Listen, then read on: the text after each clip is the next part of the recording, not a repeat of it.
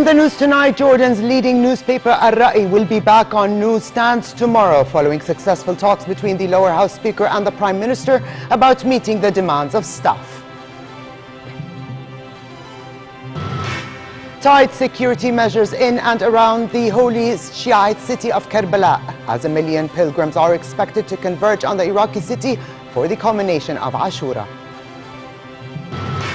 And fingers are crossed as Jordan's Al Nashama, the last Arab team representing Asia for a place at the 2014 World Cup in Brazil, prepare to face Uruguay tomorrow for the first playoff leg here in Amman.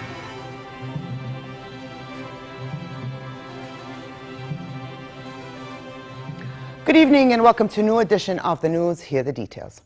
The crisis of the Jordan Press Foundation, which publishes the leading Al-Ra'i newspaper and its sister English daily, the Jordan Times, may be edging towards a resolution after Speaker of the lower house, Atif Tarawne, said he had satisfactory talks today with the Prime Minister. Both Al-Ra'i and the Jordan Times were absent from newsstands today as a result of a strike by staff members yesterday. It was the first time that Al-Ra'i has refrained from going to press since it began circulation in 1971. Staff members went on strike after the appointment of a new chairman of the board, Mazen Saket, succeeding Ali Al-Ayed, who resigned upon protesters' demands. Tarawne said he stepped in to mediate with the government after an appeal by the Jordan Press Association. He said he reached agreement with the Prime Minister on Al-Ra'i's demands to restructure staff salaries. Al-Ra'i will be back on newsstands tomorrow. Israel is making plans to build nearly 24,000 more settler homes in the occupied West Bank and East Jerusalem. Peace Now, an anti-Israeli group which monitors settlement activity on occupied Palestinian land, said the housing ministry had issued tenders late last month for drawing up construction plans, but that no building work was imminent. In a statement, the group said the issuing of tenders for planning is unequivocal evidence that the Israeli Prime Minister intends to prevent the real chances of a negotiated peace agreement and a two-state solution. A housing ministry spokesman confirmed the new tenders have been issued, but said only a small fraction of the blueprints that its commissions annually lead to actual construction. The bodies of the 4 Syrian children who were killed yesterday when a mortar shell hit their bus were carried out of a Damascus hospital for their funerals. The school bus was hit when the children were being transported back to their homes, leaving the bus driver also killed in the attack. In a separate incident, at least 14 children were wounded when a classroom in another school was struck by mortars. Students at the St. John's School in Damascus were evacuated from the classroom, where the roof was damaged and windows shattered.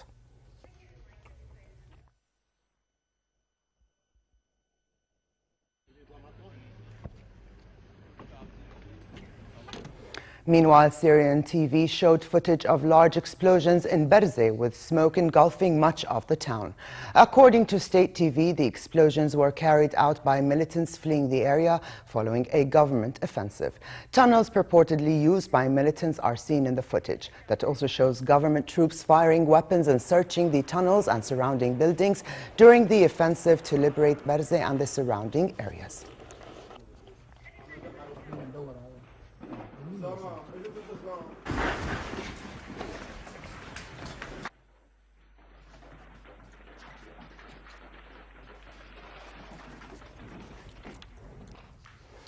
And in Lebanon, a Sunni cleric was shot dead in the northern city of Tripoli by gunmen on a motorcycle. Security sources said Saad al-Din Ghiye, an official in the Islamic Action Front, was shot multiple times by 2 masked gunmen while he was in his car as he was leaving his house. The 43-year-old supported Hezbollah group and was close to prominent pro-Assad figures in Tripoli. In September, he was wounded when his car exploded moments after he parked it.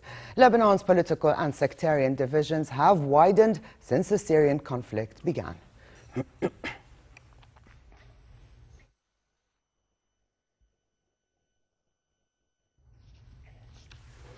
And over to Iraq, where security was tightened in and around the holy Shiite city of Karbala ahead of Ashura on Thursday. Karbala expects around 1 million pilgrims to converge on the city south of Baghdad for the culmination of Ashura, when Shiites commemorate the slaying of Prophet Muhammad's grandson Hussein in Karbala. Vehicles are banned from the streets, with checkpoints set up on the roads leading to the shrine of Imam al-Hussein, and soldiers deployed to search pilgrims who have already started pouring into the city. But despite the added security, there have been casualties in recent days in small-scale attacks targeting pilgrims' tents in Basra and Baghdad.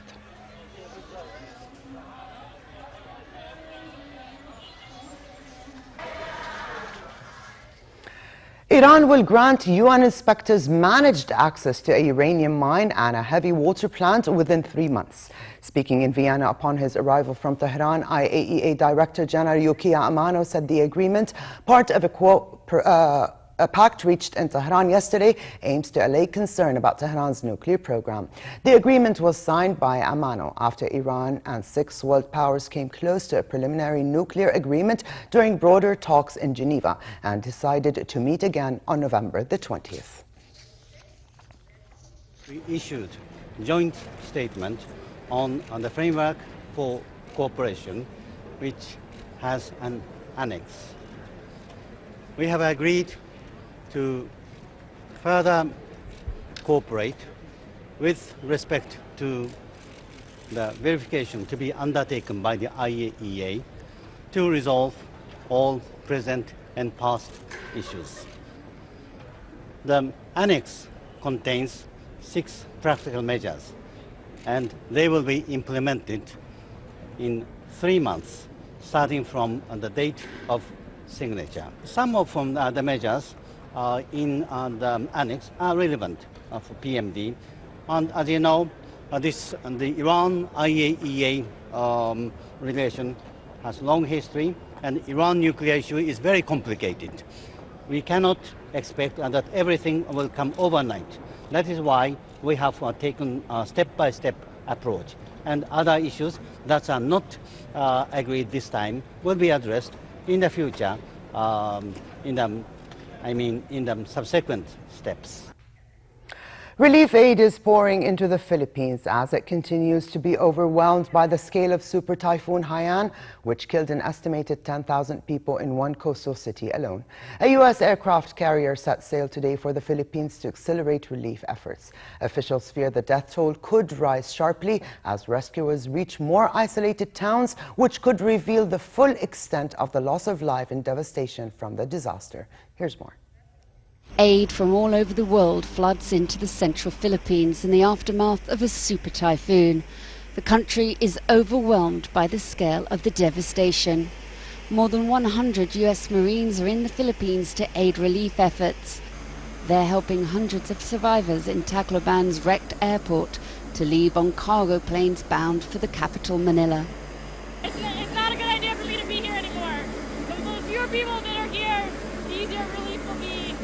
And I gotta go tell my family I'm alive, and there's no communication here at all. A US aircraft carrier is also heading to the Philippines to speed up the distribution of food, medical supplies and water. It's carrying 7,000 sailors and more than 80 aircraft. We think it's going to take about 48 to 72 hours. The weather's pretty bad out there, and so we're limited by seas and wind and things of that nature on how fast we can go. But we're going to go as fast as we possibly can and get there as soon as we can to help people in need. Japan has already dispatched a 25-member medical team, but on Tuesday, Tokyo pledged $10 million in aid for tents, blankets, food and water. Troops are also being dispatched. South Korea is providing $5 million in financial aid and a disaster relief team. About 660,000 people in the Philippines have been displaced.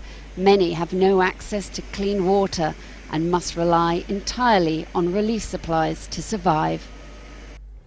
Meanwhile, the Philippines typhoon has placed spotlight on climate concerns and costs at the United Nations Climate Change Conference being held in Warsaw. The conference, which opened yesterday and continues until the 22nd, seeks ways to increase aid for developing nations to cope with climate change. Environmentalists are pointing to the Philippines super typhoon Haiyan as a repercussion of delaying action against climate change, which they say exacerbates extreme weather events such as heat waves, rising sea levels and floods.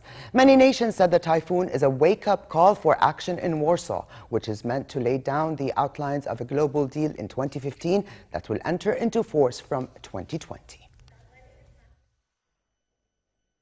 Tragedy and the scale is unimaginable. Oxfam is responding on the ground, but there can be no greater wake-up call at these talks than the need to address a mechanism for loss and damage. We need a facility here that will address the utter devastation and loss that the people of the Philippines are experiencing and feeling right now. Every little girl's dream is to dress up as their favorite Disney princesses, and now this dream can become a reality. Dresses inspired by Disney princesses, from a spectacular Cinderella dress by Versace to a magical Snow White dress by Oscar de la Renta and other designers including Valentino, are exhibited at Christie's in London. The charity auction is to raise money for Great Ormond Street Children's Hospital and will begin tomorrow after Disney, in partnership with Harrods, unveiled the 10 designer dresses. The inspired dresses are handcrafted by world-leading designers, and each design is an individual interpretation of a Disney princess, paying tribute to the stories of Ariel, Aurora, Belle, Cinderella, Jasmine, Mulan, Pocahontas, Rapunzel, Snow White, and Tiana.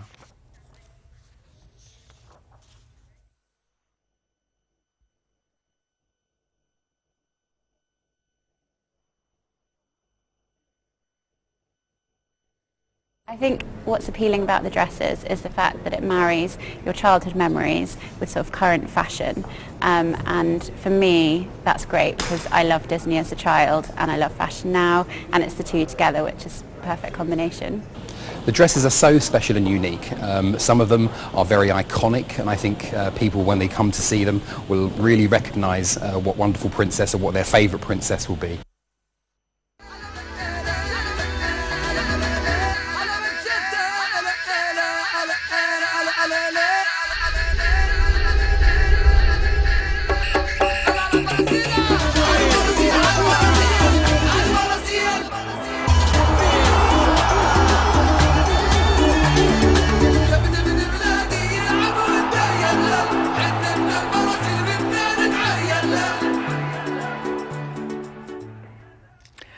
Jordan's Al-Nashama host Uruguay tomorrow in the opening leg of their Intercontinental Playoff as they look to take a significant step towards reaching the World Cup for the first time.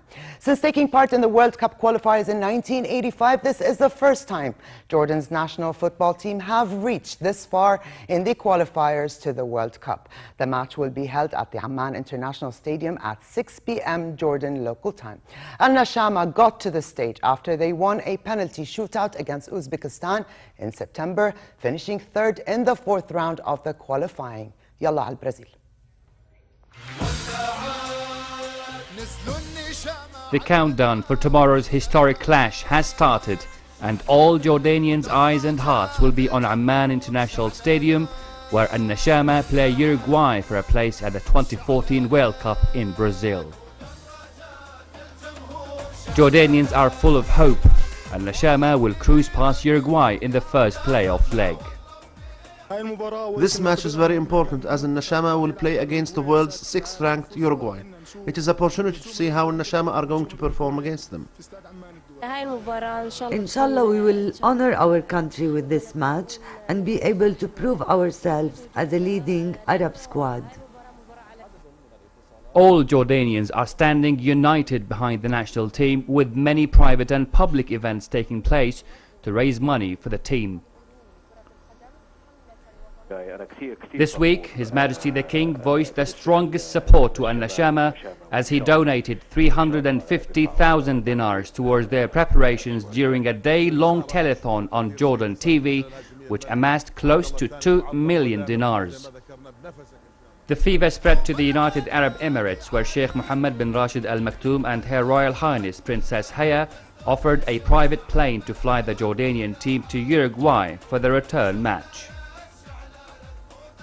But key players will miss the match, including goalkeeper Amir Shafi' and midfielders Amir Deeb and Hassan Abdel Fattah will also be missing from the lineup. Security has been tightened in Amman in preparations for the big event tomorrow. In a press conference held today, FIFA Vice President Asia and Chairman of the Asian Football Development Project, His Royal Highness Prince Ali ibn al-Hussein, expressed hopes Al-Nashama will achieve a positive result tomorrow. Our next game will be very tough, as it's against the team representing the first nation to ever win the World Cup. God willing, we wish for the best. Coach Hussam Hassan said the national squad is ready for tomorrow's match. The game will not be easy, whether it is held here or in Uruguay. We will prepare well, and we have the capability to defend our luck and defend the integrity of the Jordanian and Arab game. It is about time for the Jordanian team to fight for the chance to reach the World Cup for the first time. Tomorrow's match will give the Jordanians the home advantage. The second playoff game will be held on the 20th of November at Montevideo's legendary Centenario Stadium in Uruguay. Rad Bush for the news at 10. And good luck, Nashama. In international sports and as part of preparations for next year's FIFA World Cup, Iran is training in Bangkok for their international friendly against Thailand on Friday. The preparations are also for the upcoming 2015 AFC Asian Cup qualifiers. Iran are top of Group B in the Asian Cup qualifiers with 7 points from 3 games, while Thailand are rooted to the bottom of the group.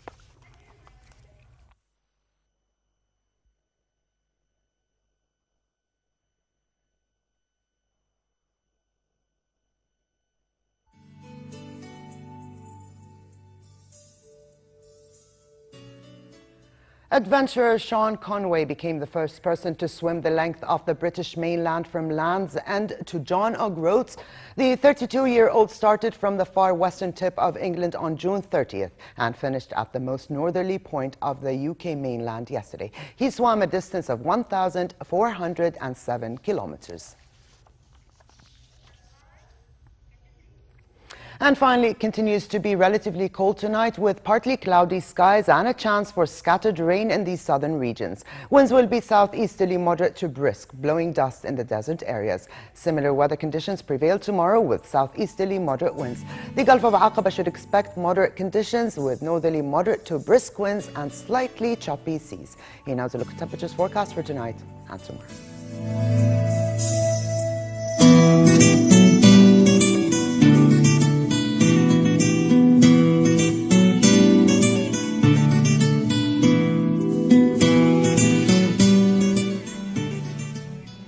And to close, here's a reminder of the day's top stories.